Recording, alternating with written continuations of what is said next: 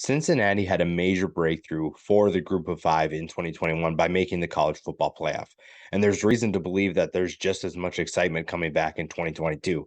We're taking a look at the top 50 players in the group of five for this year, and you're going to see plenty of potential NFL talent as well as explosive playmakers that are going to grace your screens here in the fall. To start us off is Coastal Carolina quarterback Grayson Mccall. He is an absolute magician with the football in his hands, and he's a great passer on top of it. One of the most accurate quarterbacks we've seen over the last few years, and he's someone that needs to find some receivers. There's a few quarterbacks in the country that need to find new receivers. He loses quite a bit of pass catching experience, but it's something that he's not super worried about. They bring in Sam Pinckney. They bring in, some guys that can help in that regard. But Grayson Mccall is one of the best quarterbacks in college football. He's going to be one of the more exciting players that you'll watch in 2022. And if you haven't watched some of the throws that he's capable of doing, he makes some throws that not a lot of quarterbacks can make. That is really what sets him apart. And that's the reason why he's considered one of the best quarterbacks in the entire country.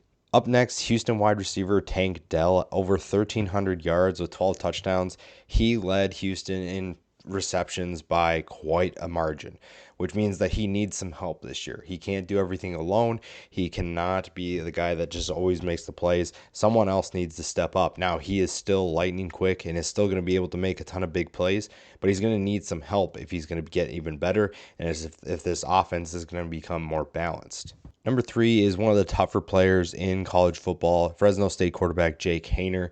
If you watch the UCLA game, arguably his best game of his career, played through a number of big hits and some injuries that we probably don't know about right now. But he is still one of those guys that it doesn't matter how hard you hit him, he's going to get right back up. He's going to continue to make plays, and he's going to make life very difficult for the teams that face him. Now, over 4,000 yards and 33 touchdowns, if he can replicate that or even improve upon that, then that's going to mean big things for Fresno State in the Mountain West, potentially win a Mountain West championship, and really put him back on the map, keep him on the map, if you will, in college football. Number 4 is Rasheen Ali. This is a guy who stepped on to campus and immediately made an impact. As a freshman, over 1,400 yards and 23 touchdowns. He also caught 45 passes for 334 yards and another score. This dude can do it all. He is the star already for Marshall, and it's going to be fun to see what he can do. There's a new quarterback running the show, so that it could take some time to get things up to speed, but it also means that Rasheen Ali could be the bell cow even more so than he was last year. You're going to see him get quite a few touches, whether that's in the running game or in the passing game.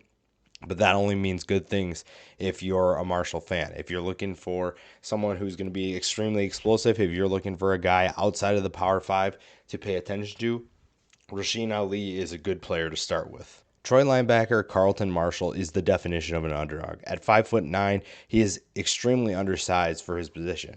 This is not someone that you typically think would play the linebacker position, but he is a hard hitter. He flies to the football, and he knows how to make plays. 126 tackles last year, 10 tackles for loss. He is the undisputed leader of a Troy defense that's going to be a nightmare to block in the front seven and even on the back end too.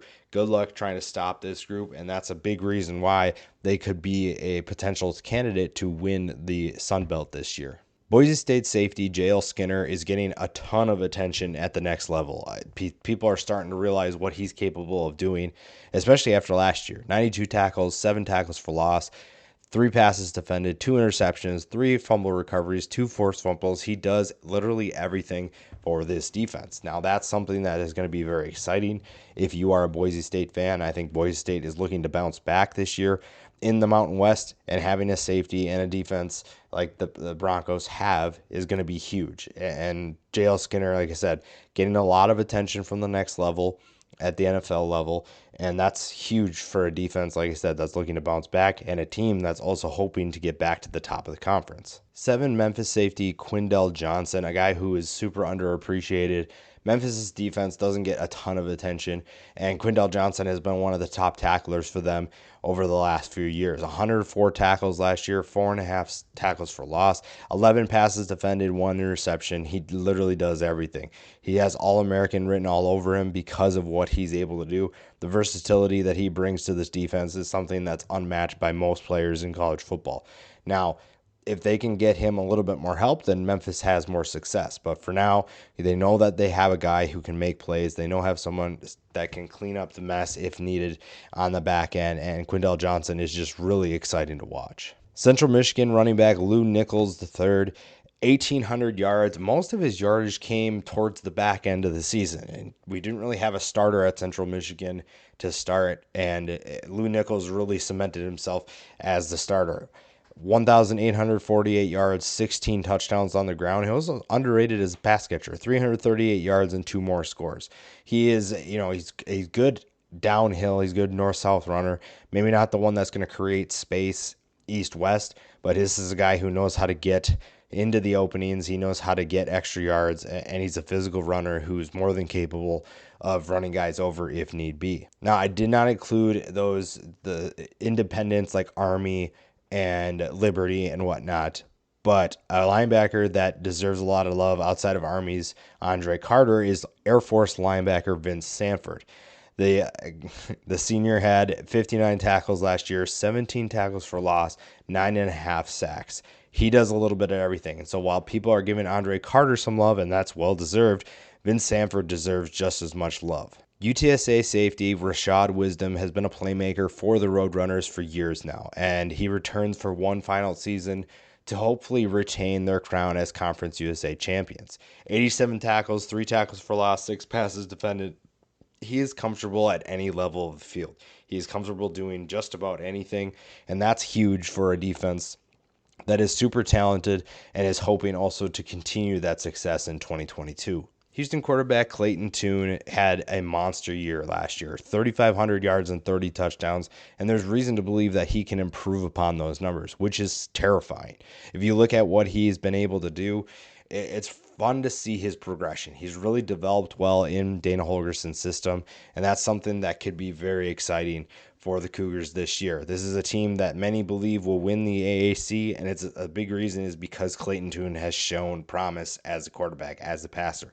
And now, if he is able to take a step forward in the right direction, again, then this is going to be a terrifying offense. Again, we talked about Tank Dell and the need for someone else to step up, but if Clayton Tune is firing on all cylinders, there's no reason to believe that Houston won't be in good hands. Air Force is going to have an exciting season because of the talent they have returning. Brad Roberts returns at running back / fullback after a 1,300-yard, 13-touchdown season. He is very tough to take down. He's tough to tackle, a bowling ball runner, if you will, and someone that is really fun to watch when it comes to running football. And Air Force does plenty of that. And when you're seeing guys stand out on that offense, you know that they're really good. In these triple option offenses that the service academies run, you're seeing guys that can stand out, and that means that they're elite. And a lot of times when they have one guy that can stand out, it opens things up for other guys around him, and that's exactly what Roberts is going to do this year. Boise State quarterback Hank Bockmeyer is the toughest player in the country, and maybe at any level. This dude takes hit after hit and continues to bounce back, and now it's starting to seem like he's finally got an offense that will benefit him even more so than we've seen in the past. Over 3,000 yards and 20 touchdowns. It comes into his senior year with a lot of excitement, a lot of promise. And if he can stay healthy like he did the entire year last year, this is going to be a team that is getting back to the top of the conference. For those who don't know Aaron Frost, the Nevada tackle is one of those guys that you just don't want to face with the wrong attitude, because he is going to pile drive anybody that he faces. This is a guy who is more than capable of sending a message to anybody that he blocks. And that's something that you're going to love seeing. And even though Nevada loses quite a bit of talent, a guy like Aaron Frost is going to be worth watching. FIU wide receiver Tyreese Chambers had over 1,000 yards on just 45 catches and 9 touchdowns. Now, when you're able to eclipse 1,000 yards at FIU, no offense to that team, but if you can name FIU's quarterback last year, you're a college football nerd, you're deep into college football, and you should know that that's impressive for anybody to do. Buffalo linebacker James Patterson, the brother of Jarrett, who is one of the best running backs we've seen in college football, comes back for yet another year after 114 tackle, 12 tackles for loss season, and Buffalo's really going to love having him back. That leadership is unmatched. It's something that you just can't teach, and it's something that Buffalo fans are really excited to have back. especially on a team that's looking to bounce back from a disappointing season in 2021. Cincinnati linebacker Deshaun Pace, one of the more exciting players in the AAC. Cincinnati's defense was full of talented players, especially a linebacker, and they're going to be just as good, if not better, at the position because Deshaun Pace is back. 95 tackles, 9.5 tackles for loss, 4 interceptions. He does a little bit of everything. He's an athletic player who's really figuring things out, and I'm really excited to see what he can do this year. ECU running back Keaton Mitchell is electric with the football in his hands, over 1,100 yards and 9 touchdowns. He is one of those players that you just simply do not want to leave in space because he is going to make you hurt one way or another, especially as a runner, but also as a pass catcher. Fresno State running back Jordan Mims gets a chance to start after Ronnie Rivers departs. Had over 1,000 total yards last year for the Bulldogs, and I think could be even better than Rivers was. He's a little bit bigger than Rivers, and I think can handle that physicality. And he's also a big reason why this offense is going to be one of the more exciting ones to watch in 2022. Cameron Peoples is an underrated running back in college football. The App State running back shares the backfield for the Mountaineers. Nearly had 1,000 yards last year, 14 touchdowns. A physical back who can break things out pretty quickly, north and south. And that's something that's really exciting if you're an App State fan. His ability to play against any competition is exciting, and his ability to be successful against that competition is what's going to help App State this year. Houston defensive end Derrick Parish comes in at 21, a former linebacker who has put in a ton of work to get to where he's at. It's really been exciting to see his transition. 54 tackles last year, 12 tackles for loss, 5 sacks. He's one of the best players in the AAC, and if after what I'm seeing in the offseason, there's reason to believe that he could be even better. App State's secondary is in good hands because Stephen Jones returns. 5 interceptions last year, 3 of those going for touchdowns. He is the definition of a playmaker for this defense, someone that I think is going to be a major X factor for this defense and could help App State get back to the top of the Sun Belt. Another team that has a good secondary is going to be UCF. They might have one of the best secondaries in the country if everything comes together. Devon Wilson, the former Georgia transfer, is one of the better safeties in college football. Does a little bit of everything for the UCF defense, and that's huge because it used to be this conference of explosive offenses, and I should say it still is, but that means that you need to have talented defenders if you're going to make an impact, and a guy like Devon Wilson is more than capable of doing just that. SMU quarterback Tanner Mordica enters a new era with SMU because Rhett Lashley takes over for Sonny Dykes, and it's going to be interesting to see what he can do to replicate his success from last year. Over 3,600 yards and 39 touchdowns. I'd like to see him get the 12 interceptions down, but this is still one of the better quarterbacks in college football. He's going to have a big impact, and with the talent they have returning around him at the skill positions, there's no reason to believe that he can't achieve that goal. Coming in at 25, South Alabama cornerback Darryl Luther. If you looked at South Alabama last year, Jalen Tolbert got quite a bit of the attention, and for good reason. But quietly, Darryl Luther had 4 interceptions with 10 passes defended. This dude got plenty of attention, and teams tested him plenty last year. And I think a big reason for his success is because he had to face Tolbert week in and week out in practice. And that's something that's going to be huge for a South Alabama team that is looking to kind of sneak up on people, and teams are going to be pretty weary throwing against that secondary. Junior Fujoko is one of the defensive ends at San Jose State. Him and Cade Hall are an absolute nightmare duo to face. Fujoko had 37 tackles, 12.5 tackles for loss, 7 sacks. He had the better season of those two, but just 2 years ago, Cade Hall had a better year too. So this is a duo that's going to be terrifying. Fujoko has really stepped up his game, and it's going to be fun to watch what San Jose State can do in the Mountain West. One of the more underrated safeties in college football is Fresno State's Evan Williams. 90 tackles, 4.5 tackles for loss, 4 passes defended, 3 interceptions. He is not afraid to make a play anywhere on the field. He can drop back in coverage if he needs to, but he is more than comfortable running up to the trenches and making a play. We saw that a number of times last year, and it's a big reason why this secondary is going to be so talented. Still going to be good. Even with some of the talent they lose up front, there's still plenty of it on the back end. Sticking in the conference at 28, Patrick Raymorris from San Diego State. The Aztecs are one of the best defenses in college football. They are super stingy. They are super tough. This is a group that you just simply don't want to face on a weekly basis. 90 tackles, 2.5 tackles for loss, 9 passes defended, 4 interceptions. He does a little bit of everything, and he's really good at what he does. App State tackle Cooper Hodges comes in at 29. All Sun Belt player last year is a big reason why App State had so much success running and passing the football, because they give the quarterback time to throw, but they also allow the running backs to hit the big lanes, and it's going to be fun to see what they can do to replicate that this year. Josh Wily maybe doesn't have the stats of some of these guys here, but he's more than capable of being a great player in the AAC and for Cincinnati. Now, a new quarterback means that they have to find some new chemistry, but this is one of the better targets that you can hit in all of college football. Obviously, like I said, the stats don't indicate that from last year, but when you look at the film, this is a guy that's not only a capable blocker, but he is capable of being a reliable pass catcher for the Bearcats offense. Frank Harris at UTSA, a big year for him last year, over 3,100 yards, 27 touchdowns passing, 566 yards on the ground with 6 more scores. And you look at UTSA, what they're trying to do. This is an offense that is going to be fun watching run the football because of the Traylon Smith transfer, but also the trio of wide receivers they have is going to make Frank Harris' life a lot easier. Logan Bonner came from Arkansas State to Utah State and brought the Aggies to the top of the Mountain West Conference, over 3,600 yards with 36 touchdowns. He is the biggest reason why they were so successful in 2021. UAB wide receiver Treyshire flirted with the transfer portal, but ultimately came back to the Blazers. To only 27 catches last year, but he averaged 26 yards per catch. For those doing the math, that's 703 yards and 7 touchdowns for that UAB passing attack. I mentioned Fresno State's secondary. Cameron Lockridge comes in from Hawaii to add to that talented secondary, and it's going to be fun to see what he can do. Last year with the Rainbow Warriors, 6 passes defended, 2 interceptions.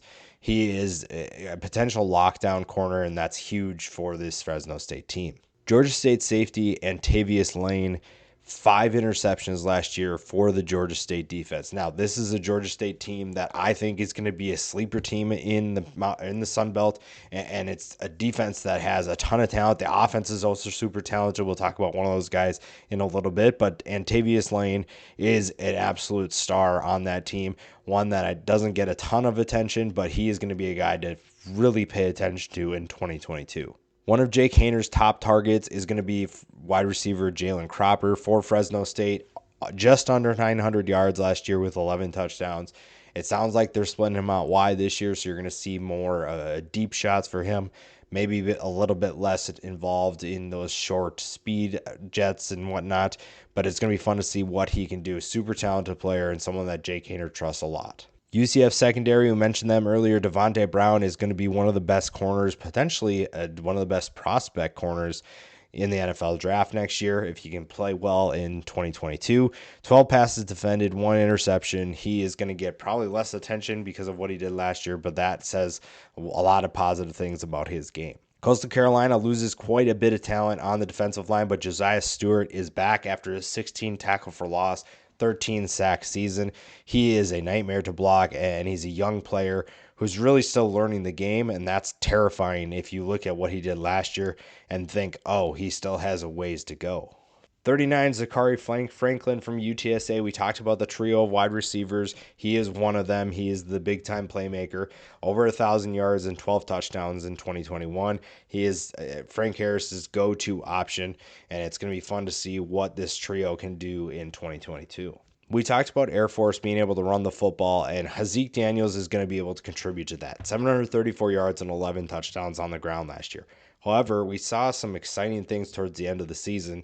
With 1,100 yards and 7 touchdowns, that's not anything crazy, but when you look at his last few games, if you go back and watch those games, you saw some potential that can make Air Force even more terrifying this season. Western Michigan is going to have one of the better rushing attacks in 2022, and Sean Tyler is a big reason for that. It came out of nowhere if you're outside of Western Michigan. With 1,100 yards and 8 touchdowns, he is going to be one of the two-headed monster for the Broncos this year. Kent State wide receiver Dante Cephus was another player that came out of nowhere last year, and his return is huge for the Golden Flashes because they have a new quarterback entering the picture. So to have a wide receiver like him, it means that you're going to have a familiar face that knows how to make plays. Speaking of making plays, Dwayne McBride comes back for the UAB offense. And again, this UAB offense has a trio of Dylan Hopkins, Dwayne McBride, and Treyshire. That's going to be one of the best in college football. 1,300 yards and 13 touchdowns for a guy that pretty much everybody knew was going to stand out, and he delivered. We talked about the Troy defense, and Javon Solomon is another player on that defense, joining Carlton Marshall. 17 tackles for loss and 11 sacks. Again, I highly recommend watching this Troy defense because they're going to do a lot of things that are going to make a lot of teams wish that they didn't show up. The second part of the duo for Appalachian State is Nate Noel, 1,100 yards and 4 touchdowns. He's more of the lightning to Cameron Peoples' thunder, and that's a duo that's really exciting, has a lot of potential to be extremely explosive once again in 2022 for the Mountaineers. Georgia State quarterback Darren Granger, we kind of mentioned him earlier, 1,700 yards, 19 touchdowns as a passer, really took care of the football too with just 4 interceptions. Also added 660 yards with 3 touchdowns rushing. I'm really excited to see him in 2022. You look at what he did towards the end of the season last year, and there's a lot of excitement surrounding his game. This offense is super underrated, and again, another big reason why I'm excited for Georgia State this year. Northern Illinois had a big year in 2021, and it's going to be tough to replicate what they did given their margin of victories. But Trayvon Rudolph was one of the more exciting wide receivers we saw in the MAC. 892 yards, 17.5 yards per catch, and 7 touchdowns as a freshman. I think that he's just getting started, and it's someone that everybody knows and is going to be tough. It's going to be tough to guard him again as he develops. New Mexico doesn't get a ton of love, and it's easy to see why. But Jarek Reed II is one of the more consistent players we've seen on any team, and his ability to make all conference the last couple years has probably been one of the more impressive feats in the group of 5. 88 tackles, 6 passes defended, 1 interception. He's someone that people usually just avoid because they know they can pick on other people, but it's impressive to see what he's been able to do, even with the struggles around him. Texas State's Raymorris, I think if he gets back to his 2019 form after an injury kept him out most of last year, I think that he is going to be one of the more exciting players to watch, someone who could be a lockdown player for this Bobcats team, and someone that, again, on a team that probably doesn't get a ton of attention, but someone who could definitely sneak up on people. And finally, Colorado State wide receiver Dante Wright. If he has the season I think he's capable of having in Jay Norvell's system, he's going to be much higher than 50th on this list. And when you look at what he's done in the past, and you combine that with what Jay Norvell's done in the past, that should be a terrifying combination for most players that face him. Now, again, Colorado State has some work to do, but I think for now, you're looking at a potential star season for Dante Wright. And again, that's the top 50 for the group of 5. This has been a group that has pretty much been slept on for the last few years, but the breakthrough last year has a lot of people excited for what this could be. It's a group that maybe won't make the college football playoff, but you see this top 50, you should get excited about the quality of play that you're going to see in 2022.